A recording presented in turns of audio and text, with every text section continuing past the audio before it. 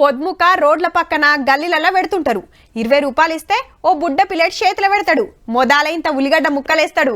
బుడ్డపూరికి పొక్కబెట్టుడు, గరం గరం పెంక మించి బఠానీ నింపుడు, బిందెలున్న నీళ్ళల ముంచి ప్లేట్లేసుడు, దబ్బ దబ్బ మనం నోట్లేసుడు.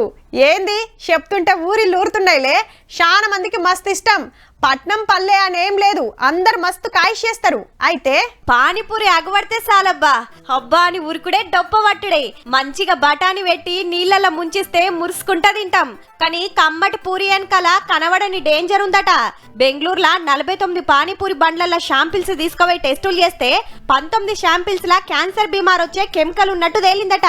కడక్ కడక్ కనిపించాలని అడ్డమైన కలర్లు కలుపుతురట. మరి తీరొక్క రంగుల్లా పానీలు తయారు చేస్తున్నారట మంచిగా అగవడాలని, గిరాయికి బగ్గ కావాలని. అన్న కొంచెం స్వీట్ ఇయ్యవా అనగానే ఏవేవో కలిపిస్తే మస్తు కమ్మగుంటది. గా తీపి కోసం కలిపే కెమికల్స్ వల్ల బీమార్ వచ్చే డేంజర్ ఉందని బెంగళూరులో ఆఫీసర్లు దొరకబట్టిన సీక్రెట్. కానీ ఇవన్నీ అమ్మేటోళ్ళకి తెలియదు, తినేటోళ్ళకి తెలియదు. వాళ్ళు మార్కెట్ లో దొరికినది తెచ్చి కలుపుడు, మనం టేస్ట్ మస్తుందని గుమ్ముడు. ఆల్రెడీ గోబీ మంచూరియాలా గిసొంటి కలర్లే కలుపుతున్నారని కర్ణాటక ఆఫీసర్లు వార్నింగ్ ఇస్తే బంద్ పెట్టిండ్రు. గోవాలో గిదే కథ. ఇప్పుడు పానీపూరి. ఇంతకు మన హైదరాబాద్ లో సంగతేంది అంటారా? 79 బండ్లకెళ్లి షాంపిల్స్ పట్టుకపోయినరు. టెస్టులు కాగానే మనం తింటుంది ఎంత సక్కడదని బయటపడుతుందిగా. పక్క రాష్ట్రంలో జరిగింది మన కాడ జరుగుతుంది చెప్తున్నాం.